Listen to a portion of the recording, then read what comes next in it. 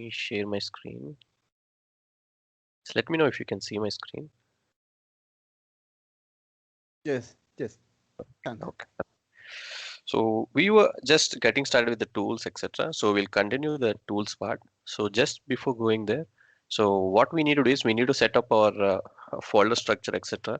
So that as we move progress regularly, so we'll organize all our information in the GitHub as well accordingly. So it's recommended to create a folder structure like SAP Fiori on your desktop. So probably you can do if you're fine, you can do along with me, or else it's fine. So you can. I have already provided access to GitHub. If you're familiar with GitHub, it's perfectly fine. So GitHub is a place where we can host all our projects repository, and we can share all the code snippets with for cross collaboration. If you and I parallelly would like to build something, then we can host our projects etc on GitHub, and we can share the URL so that simultaneously we can build any project. So it gives us flexibility to host all our data. All you need is it was earlier open source. Now it's GitHub is a Microsoft product. So all you need is it's free account which you can sign up on GitHub, and we are good to use. So just as a basics, just I'll try to highlight. So when you log in for the first time, so GitHub, if I sign out.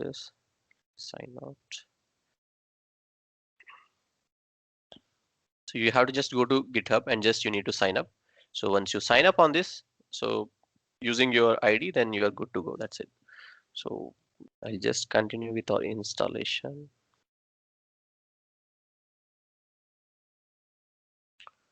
So this is what we discussed. So we have seen quick demo of 2.0, and then we just try to understand what exactly Fiori 3.0 new features are planned ahead of time, and they'll be. It's not a single shot release, so it gradually we'll see more features, in a phased manner. That's how SAP generally suggests. And we just talked about cloud is making inroads, and then we were just trying to see what exactly SAP BTP is. We just try to get an account ourselves, a P user ID by signing up for the SAP account, and we just activated our Cloud Foundry account as well. So this is where we stopped yesterday, and hope you have installed your Visual Studio Code and Node.js, etc. So if this is done, I'll let you know how to configure on top of ideal Visual Studio Code, etc., UFA and everything. So that will continue. And prereqs are at least you need to have these installed in your laptop. So Visual Studio Code, Node.js, and at least BTP account has to be activated with Cloud Foundry. So you should be ideally having a organized name which has an API endpoint this way. So you have to keep note of these things, so because we'll be using them in our subsequent classes. Now continuing to this, now what we are trying to use is we are trying to use GitHub. So GitHub is a place where we can host all our projects. So go to github.com and just sign up. So once you sign up, you should be able to log into it. I just log into it. So once I log in, on the top you see a plus icon. So this is nothing but creating a new repository or importing any repository. So you just have to use new repository if at all any new project we are trying to do. So all we need to do is we just have to give the project name. Suppose I wanted to do now this learning course, the complete SAP Fiori, whatever we're learning it.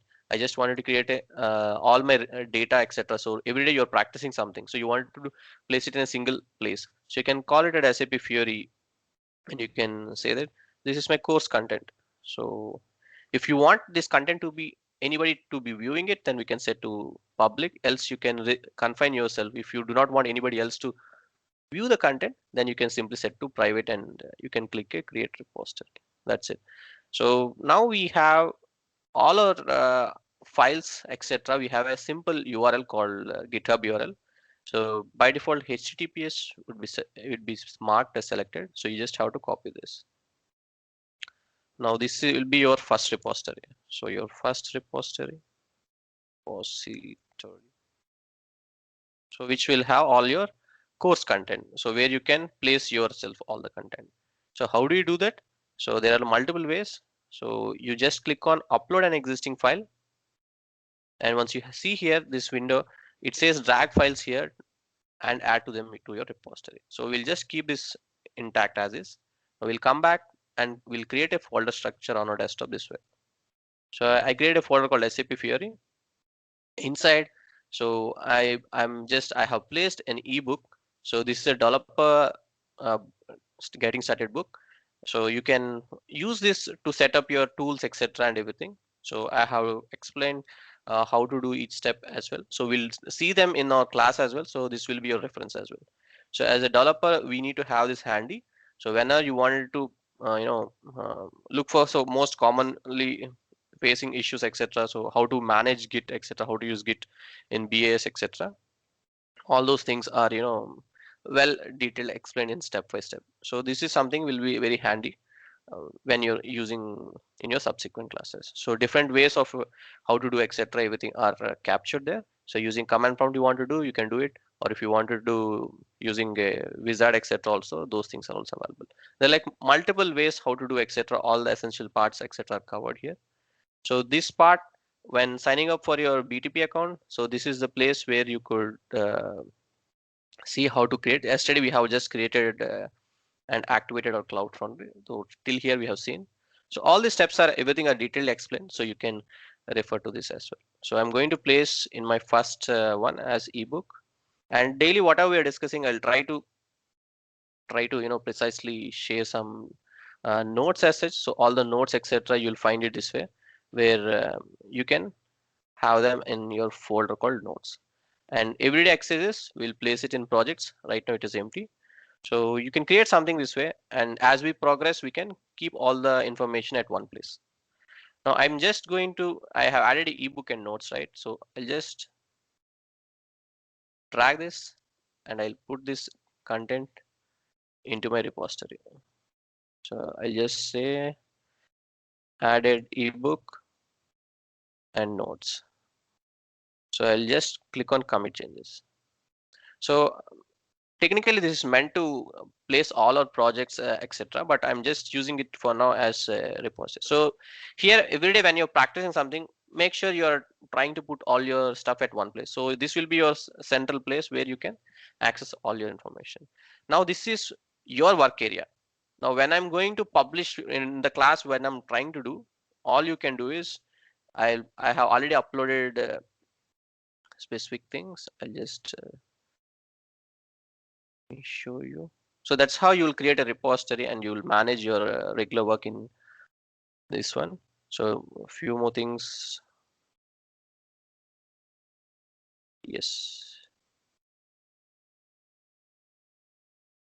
So I have already shared, I created similar repository here. So I'll be updating in this particular branch called repository called master UFI. So this is the URL you need to keep it handy. So this is meant for you. You can see, you can create yourself. So I'm going, this is just for illustration. I have created this. So you can create your own repository there, but code codes which I every day in the class what we place it would be available for you here. Okay. So it have documented it well. So the same ebook and notes etc. currently are there. As we have add projects, so we'll be adding projects as well. So it's the same thing has been explained. So notes contains daily practice sessions, then project folder. So week one, what we are going to cover, and week two, what we are going to do, and week four, etc. And all the snippets, etc., will be accessible. And any more updates you can check on this website as well. So for the time to time, I'll try to any new changes even after this course as well. If any new things comes up, I'll try to host it on the website as well. So you can find some of the content over here as well. So these are the things which are good to go. Fine. So all you need is you can just drag and drop. So multiple times when you're adding also all you have to do is go to here, click on upload files and you can drag and drop. So subsequently when we do projects, we'll drag and drop and push all our content into this repository. Clear? So I have this one, I have made it private and I just shared you the access. Maybe you have to just, you'll get in your email or when you sign up, you'll get a notification out here. So you just have to accept the invite. So if you accept the invite, you should be able to access this data. Let me know once you today if you're able to access this particular branch. Okay, this should be your URL. That's it. So this is all about Git. So we'll go a little bit more, and for regularly when we are doing it, I'll just talk more about GitHub. But for now, that's it. This is good enough for us to continue. Let me.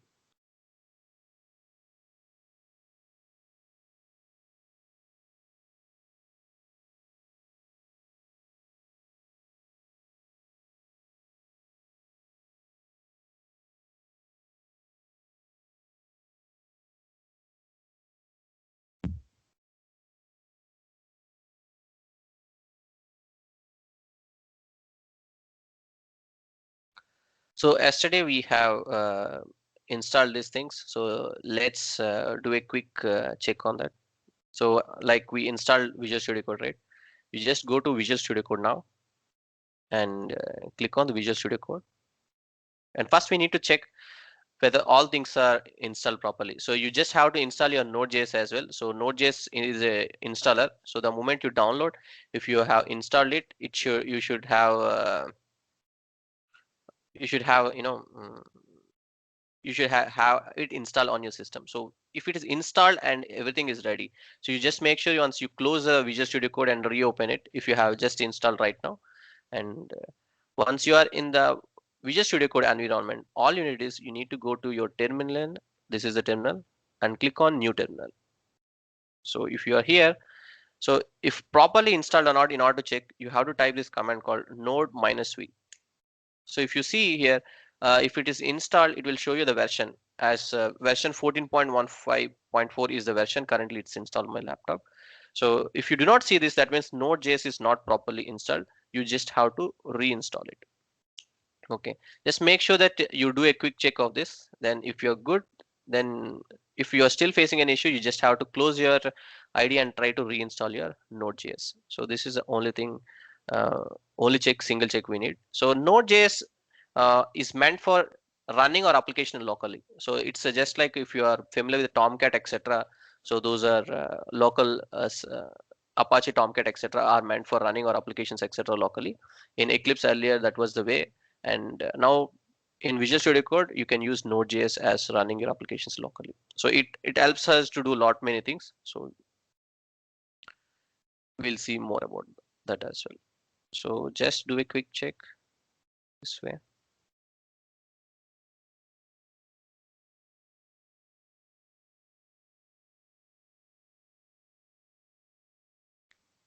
So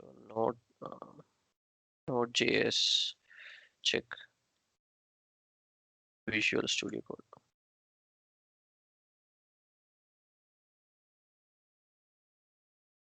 So you just have to use new terminal, then go to and then type node -v. Okay, it should show you the version. So once you have this, now we have to install all our UFI plugins, etc. So in order to do that, if you are familiar with Visual Studio Code, then this is just an IDE meant for development. So previously we used to have Eclipse for version 1.0, and later on SAP introduced something called WebID, and now successor to WebID is Business Applet Studio. So for in locally without actually having anything, we can practice. So earlier how we could use Eclipse, now we can similarly use this. Now in this section, the first tab is all about your workspace. So whichever workspace you're having, everything you can open a project, etc. So one thing I recommend is go to file and click on open folder. So you can create one folder in your wherever the location you prefer. So I'm going to create a project here. So on my desktop, so I'm going to select desktop, and on so the same folder which we created earlier, SAP Fiori, I have created a folder called projects. So I'm going to select my projects.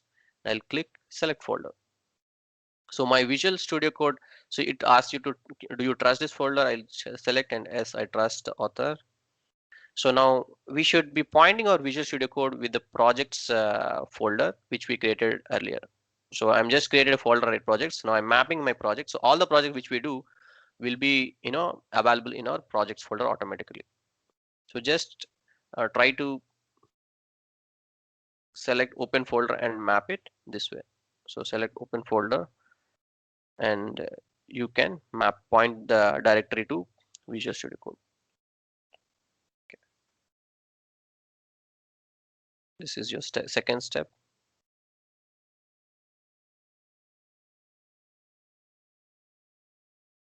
Now the second, if you see here, we have something called third icon, which you see. This is meant to link our GitHub. Now you just created your GitHub account. Now here, what we can do is we can link it and we can publish directly using this particular option. So automatically the code we type in, etc., everything can be published as a repository into GitHub. As we have a GitHub account, now we'll be able to log into GitHub as well.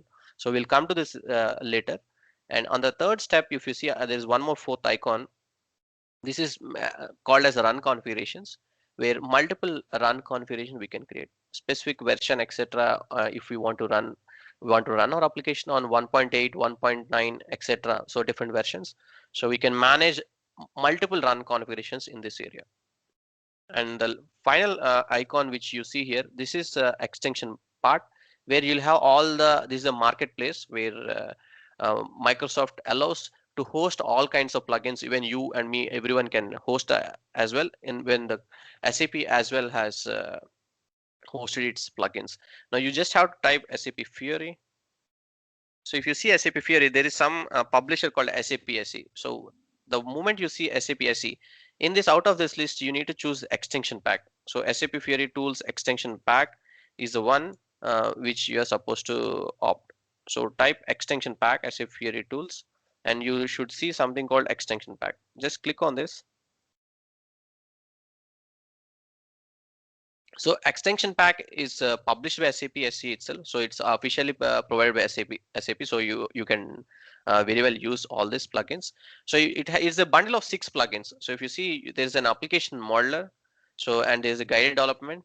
You'll see an XML annotations, and there is a service modeler. So you're going to get all this available in single shot. So you just have to click on install. So currently it's installed in my instance. So you just have to click on install. So once you install this, you should be able to have all your SAP Fiori tools.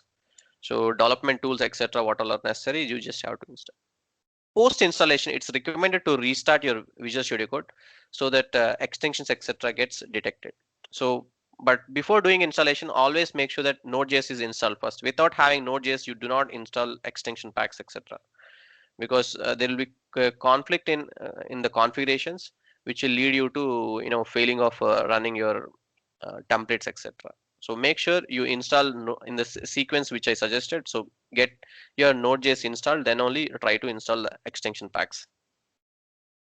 Now once this is done, so I'm going to go to my workspace area, and there are like a couple of other options. So where I can share my session, etc. So simultaneously I can show you, I can share you this area, work area, etc. And for collaboration, this is this icon, and this is application modeler, where any SAP system we want to connect, we can connect from this area as well.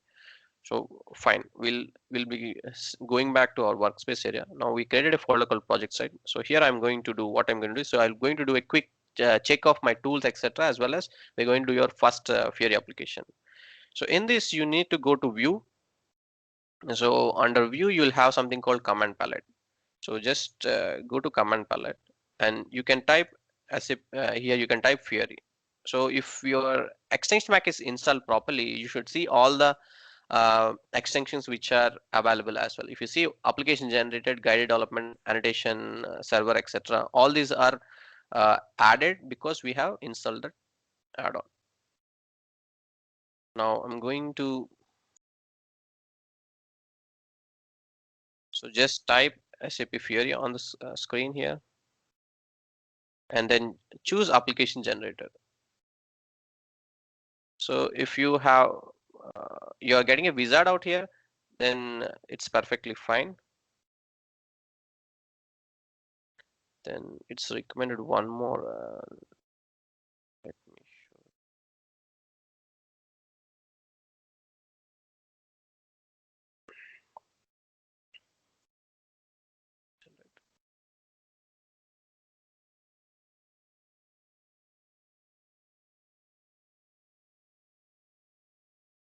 So along with it, we going to use human generator. So human generator allows us to play around with the wizard, etc. So the wizard which you're seeing.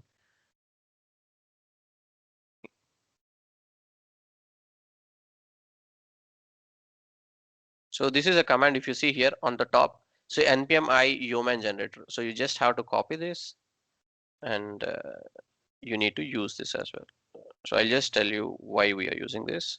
Human generator is and see, particularly if you are already familiar with npm. So npm is a repository. So it's just like all the Node.js. It's very popular among Node.js projects where npm is your just like GitHub. It's meant for any platform. So this is all the Node.js specifically. It's built on top of Node.js. So you'll find like third party all any new projects etc. Any scanners, any new projects, anything are coming up, you can just all find in npm. So anything we can publish it and it's like it's meant for hosting all your projects etc. And many open source collaborations also we can do. It's you can consider it similar to GitHub, but it serves a different purpose, and GitHub serves different purpose. So human generator is a wizard which will allow us to create our own templates as well. So if you see something here now, this template wizard is because of human generator. So by using human generator, we could create some UI wizard kind of a look and etc. So this project enabled to create such generators. So you just have to install human generator as well in order to add more plugins. So what are SAP ships? Those plugins are simple templates are there. Even I can, there are like lots of developers, open source developers who are creating lots of templates. So if you want to add, I mean, additional templates, etc., then it is recommended to have this as well. Go to new terminal and just make sure you install the command which I have shared. So you just have to copy this from here, npm I human generator. So I stands for install. So I just have to second copy this.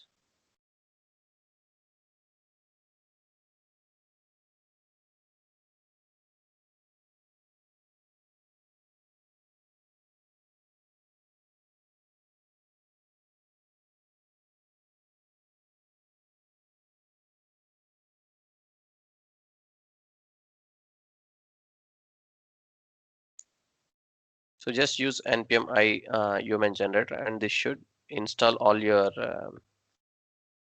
generator. Okay, we'll wait for a moment. Ramana, Yes, yes. uh, NPM, um, So npm is optional. So uh, it's just a repository where we yes, can yes, install any plugins etc. which are released by any more development etc. Their projects we can leverage them. That's it. It's an open source tool. That's it. yes, yes. Parameter G global is not global, it's local Yeah, project correct, in correct. Yeah, you can. NPM. Yes, yes, we can have to set it global. So it's fine because we are if we are not going to use anything right now. So this is just meant for illustration. So Yeoman, if required, we can leverage as well. So you can add global as well. So npm minus g, and then you can install that as well. So that's very very well. I mean, you can do that as well.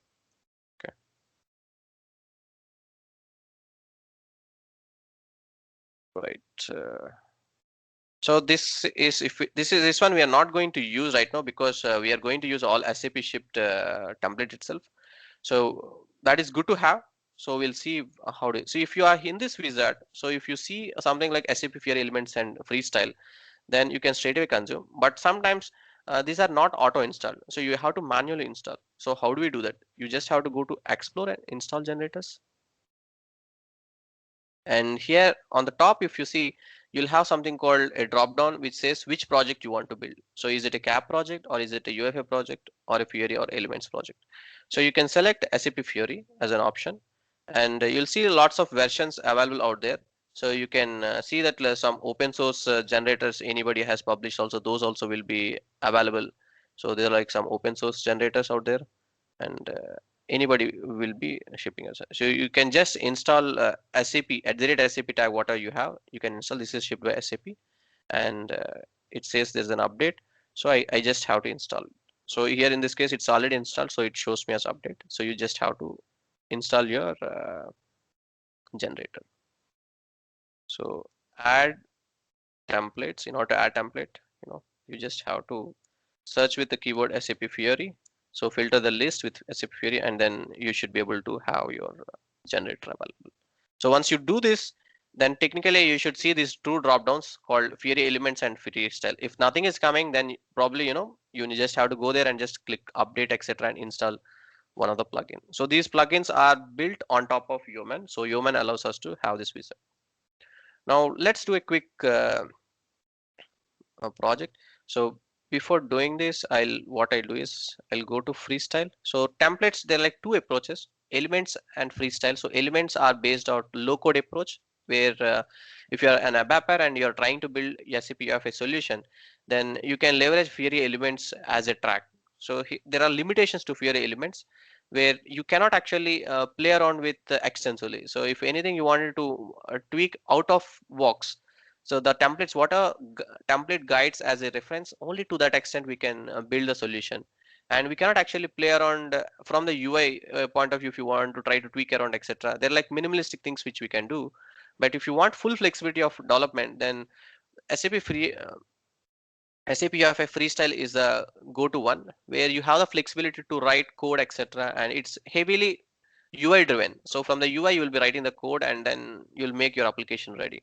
Whereas Freestyle is meant, elements are meant for a low code approach. Earlier they used to call SAP Fiori smart controls, etc. So now the name they are coined is elements. So all the Fiori elements applications are nothing but they're like smart apps, where it uses metadata driven, and it's completely based on your CDS use, etc. So it uses CDS use as a source, and it tries to build the application. So now if you see, there are on the freestyle, you'll see multiple templates out here called work list and master detail and UF application. So these are different templates which SAP provides. Hope we are clear. And we are going to do a quick check. So I'm going to select SAP UF a blank template, and I'll click on next. For the time being, I'm not going to select any OData service. So there are like multiple ways to connect to SAP system. So either you have an on-premise you can connect, or if you have an OData service URL, you can use OData service URL. And for machine learning projects, we are going to use SAP API Business Hub.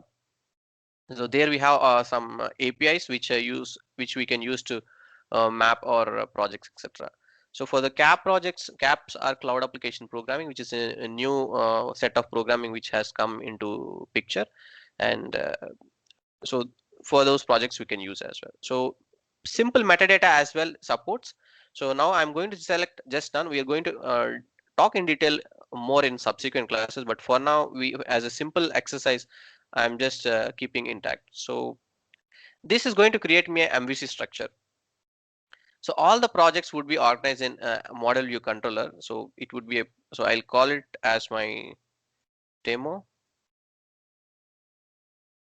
and give the module name as demo, and then you can specify application as your first application, and then we'll give a namespace as UX, and make sure that this path points to the project folder which you created. So it is now currently pointing to projects. If not, you just have to browse and just select it. Right now, deployment, configuration, and advanced options, I'm going to set as no. So we'll see them later. Just click on finish. That's it. Now UFA project, first UFA project should be available, and wait for it to install. So it will be installing some of the dependency files, etc., and we'll wait for that.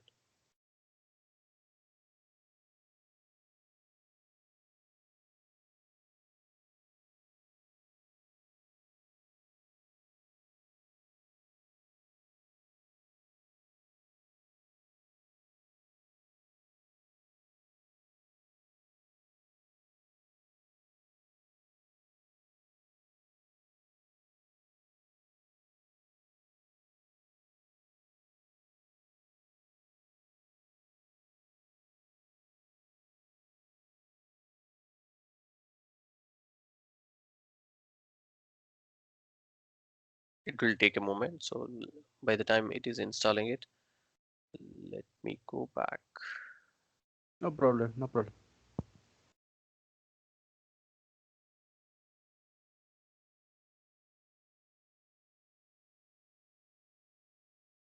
So we have, I'll just see if anything else I have missed out in installations part. So I will just go there as well. And in terms of theoretical part, what we discussed so far, I'll just have to just talk about what are the jargons we hear are out there and which one is what. So meanwhile that happens, let's talk a little bit about what is Open UFI, what is SAP UFI, and what is SAP Fiori. So we do have these three things. Hope you are already familiar. So if else also you can just have a clear idea on which platform is meant for what. So the word SAP Fiori is coined by SAP. So it is meant I mean, every time SAP plays with the different jargons, it's way of informing customers that some new technology has come into market. So SAP Fiori is a word coined for all the apps which SAP exclusively builds and delivers to the customers. Now, if the apps which we see, like 13,000 apps which we have seen in the App Store, when I say App Store, I mean SAP Fiori Apps Library. So all the 30,000 apps are exclusively managed by SAP itself. So SAP ensure that those are having best practices, and across the product, they will be available for upgrades, etc. So if you're using those applications, SAP takes ownership of those apps, and if your customer raises any issues out of it, it will resolve and it will try to update those new features, etc. into it. So SAP owns all the applications. So the branding access given to such apps is called as SAP Fiori. When you hear the word SAP Fiori, it's nothing but it's a bunch of apps which are shipped and delivered by SAP. So what is the underlying platform which uses SAP is the framework called SAP UFI framework. It's nothing but HTML5 version of SAP's own version, where the underlying framework which is behind all the applications is SAP UFI. In SAP UFI, we have licensed one and open source library. So the open source library where you're free to use. So SAP allows us with some limited set of libraries. All the key libraries, main libraries are available as part of Open UFI. And there's only minimalistic difference.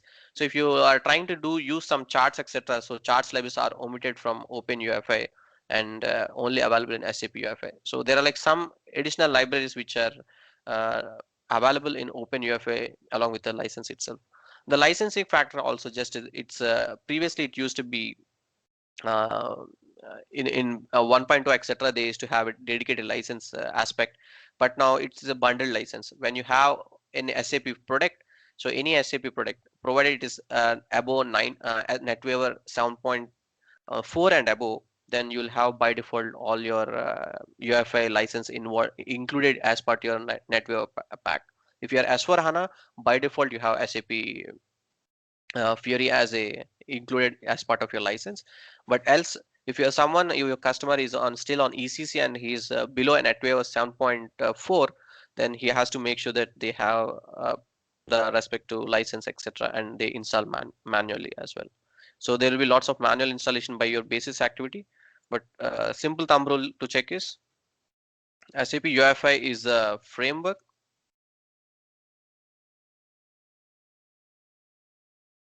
and it's included as part of your license in your license, SAP license, SAP product license. When I say this, so the thumb rule is the NetWeaver stack. This NetWeaver stack is a server. See, just like how we have in Windows operating system. So the server needs a stack. So NetWeaver stack on ABAP stack and Java stack, we have two stacks. So the ABAP stacks NetWeaver 7.4 greater than 7.4, you have inbuilt UFI libraries, inbuilt SAP UFI framework. So UFI framework. Okay. And if you're below, then you just have to make sure that those are appropriate license, etc. are available. And when I'm talking about Open UFI, so Open UFI is it's like free to use license, free to use, where you can build your own applications and you need not to have any license. I mean, it's on commons license where anybody can free to use and share the code, etc. to anyone. So this is an open source version. So if you just wanted to have a quick check on the view, and then we can go here. You can type open UFI, open UFI. Okay. So this is openufi.org is a website for Open UFI license where you'll see version, and for SAP UFI official section. So this is ufi.sap.com is a URL. So this is where SAP licensed one track you will be viewing it. So you just have to make sure that you are looking at the right place. Okay. OpenUFI for open source one, and then ufi.sap.com is meant for your licensed one. Clear? So when you're referring to the documentation also, try to, though they look same, you just have to make sure that you are referring to the right place. There are a couple of open projects. So here you can select documentation, and you can go to browse demo kit. Okay. If you see here, the URL, see both pages look similar, but if you look at OpenUFI, so where exactly you can find the difference? You go to your API reference. If you look at the list of libraries out here, so if you could see, these are the libraries, and in the same UFI.licensed one, if I go there, if you see, there are lots of libraries. You could just by looking at the branches, you can figure it out that there are lots of FE, lots of other charts etc libraries. So if you see, there is no charts library, and it just has M library. So this is the difference. So in OpenUFI, not all libraries are made open to everyone, and all the key libraries, definitely all the key libraries are available, whereas in case of UFI licensed one, you'll have lots of other libraries. As on date, there are 850 plus controls in UFI space in the licensed one, and there are around 850 plus controls. It's increasing with every release controls. So these controls all are built on top of using JavaScript itself. So SAP uses control development is a separate track where they try to build new controls for new use cases which are readily usable.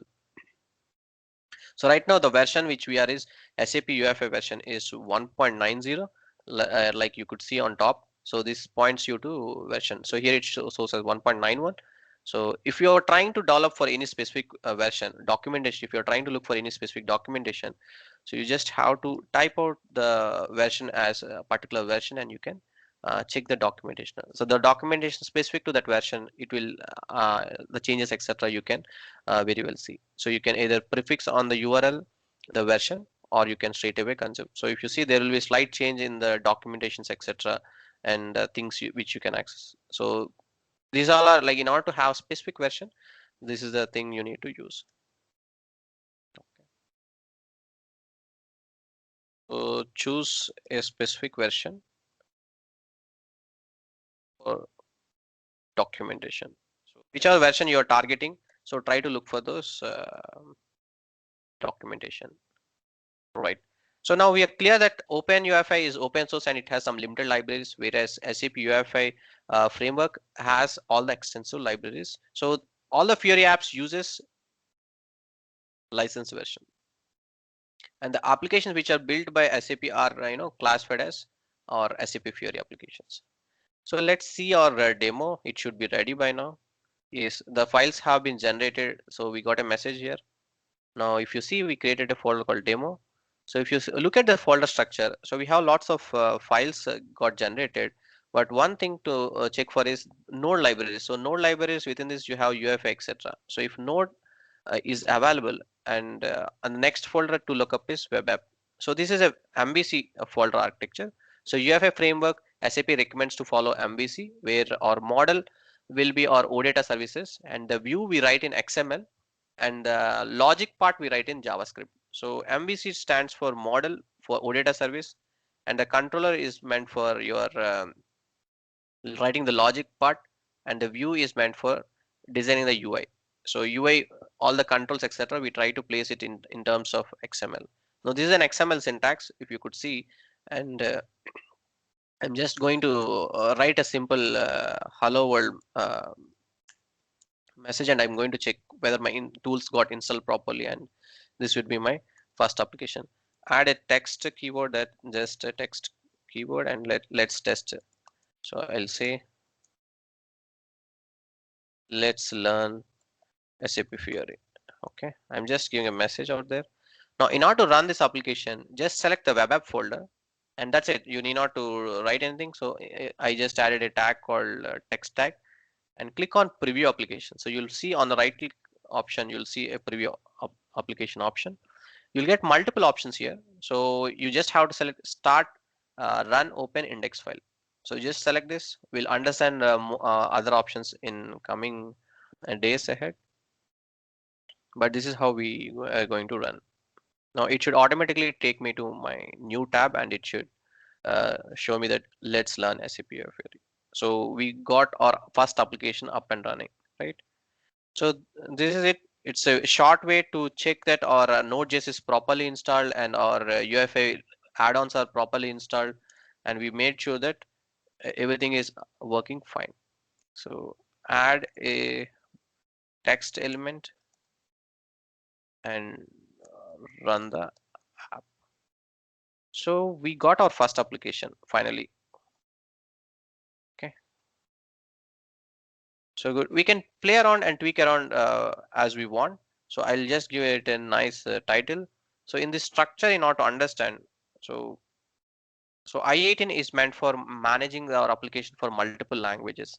So all the static text in general, if you see on the screen in static text, so it's recommended to place them in I18 as a key value pair. So if you see here, we're going to give a specified title as a keyword, and the title which we wanted to add, I'm going to add as first application. So I'll say my first app, and so that what our title etc is appended, so it will automatically so the advantage of Node.js is automatically when we make changes, automatically it will run in the background automatically. We need not to do again preview application etc. Automatically it will refresh the changes and it will show you. Now we got our title changed to first app. The key advantage of I18 is now we're going to use this syntax. So this is how a file with the I18 has to be referenced. So if you wanted to have the same language, so now if I want to add in, I'll take Google Translate. I'm going to enter the same text as my first app, and I'm going to use any other language. So maybe I'll just select Russian. So if you see, I have now if I want to have my application showing Russian data, I just have to use this, and I'll create one simple file in my project. So in the I18 folder, go to I18 folder, right click it, create a new file, and say it as I18N, say Russian. So here you can, what I'm going to do is I'm going to take a copy of this. And if you see here, the first tab, what are you have, and I can just replace the text over here. So for whenever I use Russian language, so my application will detect this one. So we can specify this as a default if at all we want, and our application in order to, now right now it is default application is pointing to I18 dot, and we have something called manifest file. So I'll just going to talk about in a while, but this is the place where all our runtime, so this we call it as a descriptor file. So manifest file will have a single short place where we'll have all the information related to our application. When we are running our application, our runtime will understand all the activities, so which version to run and what are the UFL libraries has to be loaded by default. So all the information would be available here. There are like three sections. One is sap.app, and other is sap.ui, and the third is sap.ufi. So manifest descriptor file consists of three sections called app information, UI information, and UFI information. Now I'm going to look for my I18 file. If you see here in the app version, it shows by default as I18n properties. Now we created one more called I18n.ru. I just have to replace this I18n. What is, just make sure that what a name you have given. I think I have given as 18n. So I'm going to write the same name. So we're just changing the name default path of the application to I18n.ru. Just I'm going to save this. And if I look at my application, it should read this information. Let me save this. Let me check somewhere places where else there will be one more place where in the UFI version as well, I need to specify it. Okay. There is one more place called models area. So even I18 model is also one model. It's like we are talking about OData service, so like similar to OData service, like different models are there. So we'll get there. So here also it points. So I'm just okay. It maps to I18 folder. We need not to make any change there. Yeah. Let me rerun this.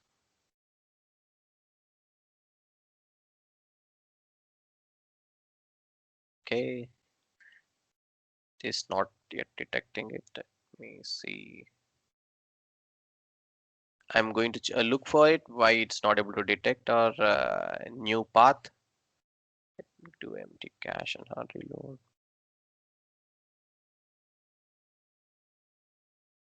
Yes, we have our model. Okay. It seems I18 folder is not getting loaded in the local system. So I could not see the I18 folder getting loaded in the resources section. There is only SAP resources. Okay.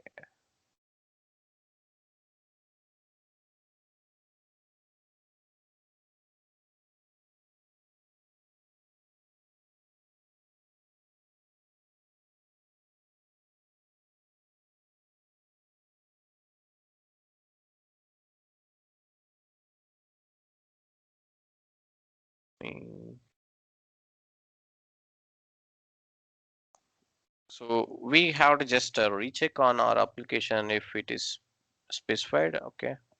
Yes, yes, yes. So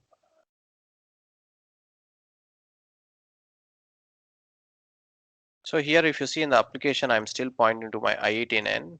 So I just have to make sure I change the title name to I18N.ru. So let me change this here. So this is what is missing. If you see, we defined I18N as so if it is referring to point into the title section. So whereas when we specify it RU, so it has to we have to make sure that our view also points to the right structure. So this is a structure where we say that this is a model name. So for the resource model, we have given a name called I18N.ru. So this is a model name in this case, the file name as such we have.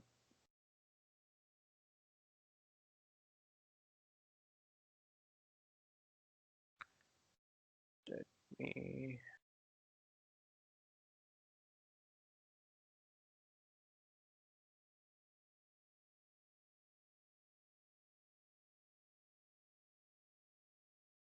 okay.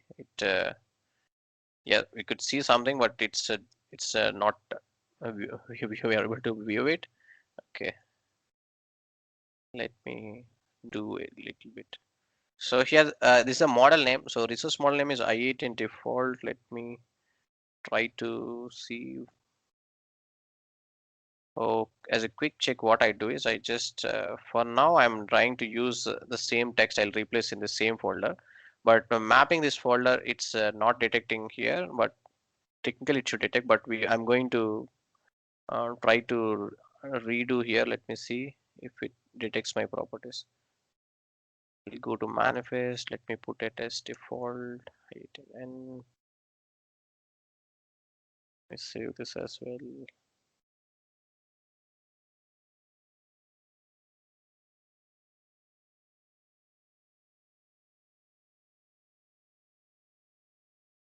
So it's probably we just it's not detecting. So it's still taking we can use better user translation service etc. Because locally when it is running, it doesn't render. So we might have to run this in a launchpad shell in order for us to detect that language. But idea is any language we have a translation hub service. We're going to look into that service as well. But technically speaking, what are text we maintain in I18N? So that would be automatically picking up from the I18 folder. So that is meant for language conversion. So in this case, I just because it was not able to identify I18 file, so I just replaced the text here. But for this to work, we have to run in a launchpad shell for the shell libraries etc. to detect our language etc. So I18 UTF-8 is a format which enables for multiple languages. So in this case, so I'm just replacing it again with our English text, so that it again refers to it. So whatever text we want, we can maintain multiple language files as well.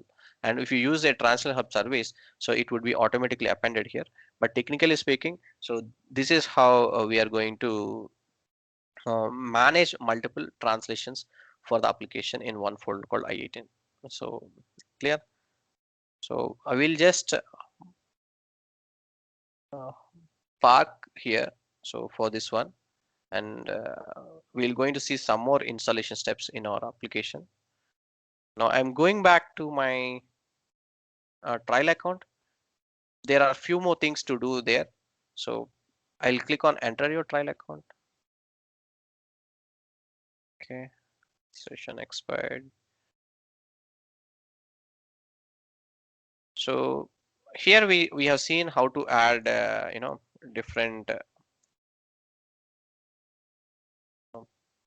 translation text,